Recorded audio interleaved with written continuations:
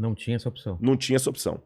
Hoje, a academia, eu sei que muita gente está assistindo, está se revirando, porque não está aceitando o que eu estou falando, mas é a mais pura verdade. Está chegando uma época em que os alunos universitários têm que aprender a questionar a própria universidade.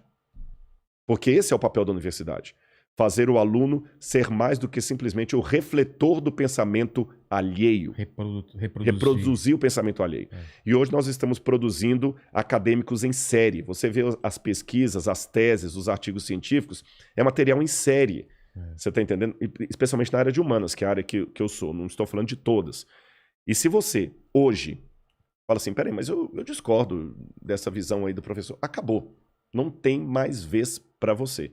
Se você não compra as pautas sociais com o discurso que é dito hoje dentro, você está execrado pelos professores, pelo diretório estudantil, você está entendendo? E quem vai fazer mestrado e doutorado sofre muito. Então nós estamos, de certa forma, sem nenhum anacronismo, eu diria, revivendo a época medieval, só que na época das luzes. Exatamente. E qual é a solução para isso? Good question. Exatamente, porque Good question. Porque a gente está formando mais gente que vai repetir essa mesma coisa. É um ciclo que precisa ser quebrado uma hora, né?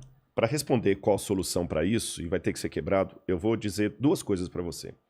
Em primeiro lugar, para provar que isso aqui não é sandice da minha cabeça, coisinha que eu estou achando, eu tenho em casa até um livro que foi publicado, ele agora já está um pouco antigo, ele já está com uns 15 anos, que ele fez uma análise de várias universidades no Brasil, públicas e privadas, estatística, tudo tabulado. E ele copiou um tipo de análise que também foi feita nos Estados Unidos em universidades sérias, como Yale, Harvard, Princeton e outras mais, Berkeley, na Califórnia.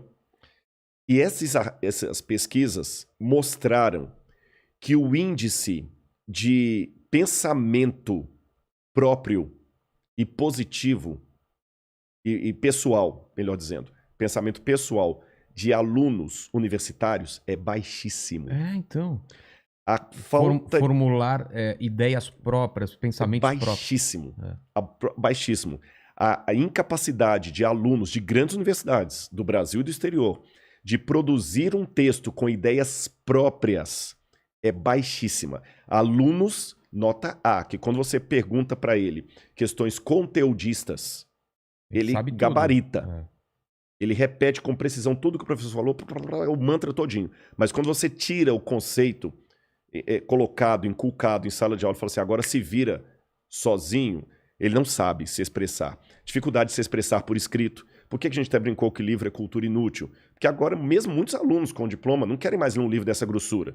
Eles querem assistir um videozinho de 3 minutos que dá um resumão para ele ali. Exatamente. Você tá entendendo? Ou então ler uma resenha lá e boa. Tem filme sobre isso? Tem filme, clássicos. Os jovens não querem mais ler os clássicos. O pessoal cita Voltaire, mas nunca leram Voltaire. Cita Aristóteles, mas nunca leram a Ética Nicômaco. Pega só trechos e só trechos, a não ser que o professor exige na matéria dele.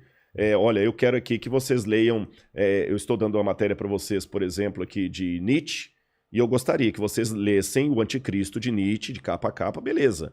Mas fora esses dados, a maior parte dos alunos nunca leram os autores clássicos que eles estão citando. Então, isso está faltando, isso está, assim, verificado de maneira estatística, não é achismo meu. Muito preocupante. Agora você pergunta o que fazer. Bom, Thomas Kuhn falava sobre as revoluções científicas, né, que as coisas acontecem quando um boom acontece. A revolução. Eu acredito, eu não quero ser ingênuo em relação ao estado que estamos vivendo do Covid. Mas o Covid revolucionou o mundo. Revolucionou o mundo. Você está entendendo? A gente foi obrigado a se adaptar. Adaptaram um monte de coisa. E sempre após uma crise, alguma coisa acontece.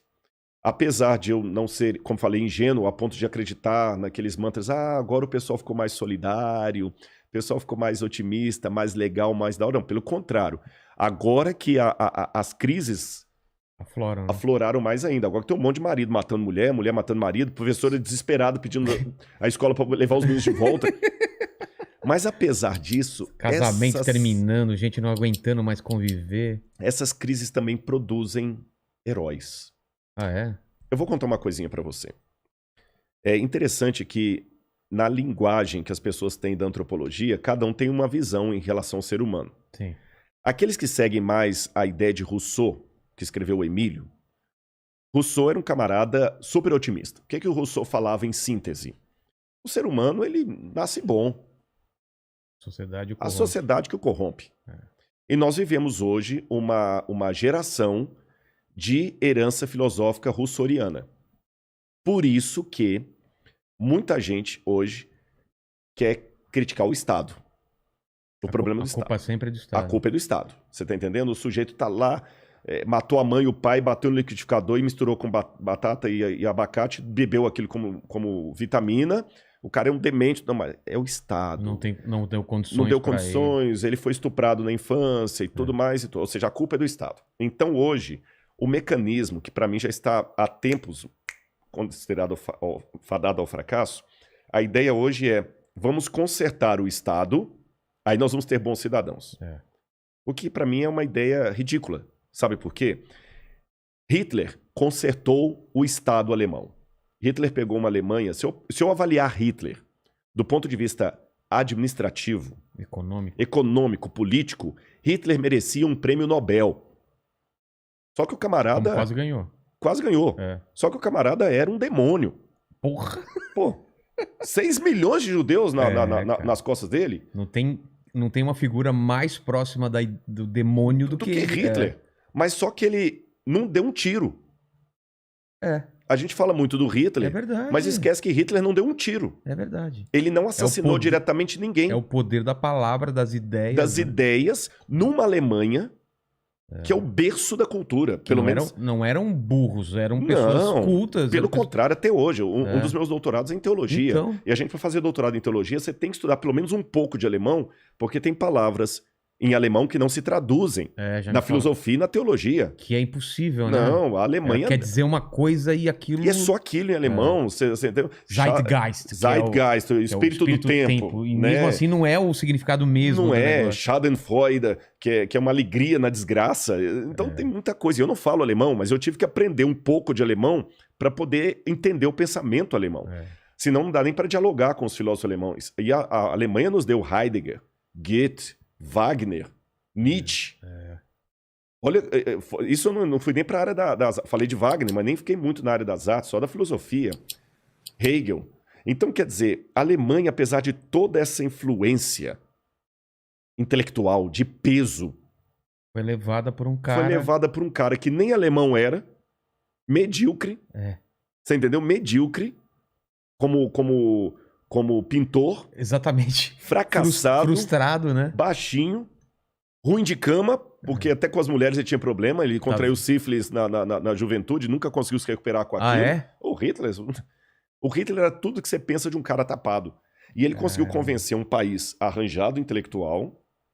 Você tá entendendo? Uma loucura absurda. Loucura. Então se consertar o Estado resolvesse o problema, não teria o nazismo com 6 milhões de mortos. Exatamente. Então, às vezes, o que eu penso é que, às vezes, essa ideia de querer consertar o Estado para consertar o indivíduo é encontrar a mulher com o amante na cama e queimar a cama. Não vai resolver o problema. Você continua chifrudo do mesmo jeito. Exatamente. Essa cama é o problema. Essa cama é o problema. Eu vou queimar a cama. Aí vou vender essa cama. Aí ela tá no sofá com o cara. Você tá entendendo? Então não é por aí a coisa. É você colocar o foco em outro lugar e não ver realmente o problema. E por isso que estudando essas coisas, os autores, as propostas, eu particularmente vi mais sentido na proposta bíblica do apóstolo Paulo, que era um cara genial, culto, onde Paulo fala, peraí. O problema não está na sociedade. O problema está no indivíduo. O indivíduo tem que ser redimido. Se você não levar redenção para o indivíduo, você pode dar comida para ele, cultura, educação, tudo, ele vai virar um monstro. E Paulo tinha razões para falar isso, porque ele estava sentenciado à morte por um cara chamado Nero, que teve tudo na vida que Paulo não teve e muita gente não teve. Agripina, que era a mãe de Nero, que sempre papagueava o menino, enchia de doces e balas e tudo mais que você pode imaginar. Estou falando, lógico, de uma figura de linguagem, não tinha doces e balas na época, né? Mas assim, criou um menino, um delinquente, criado ali criou leite com pera, né? Leite com pera. Você tá entendendo?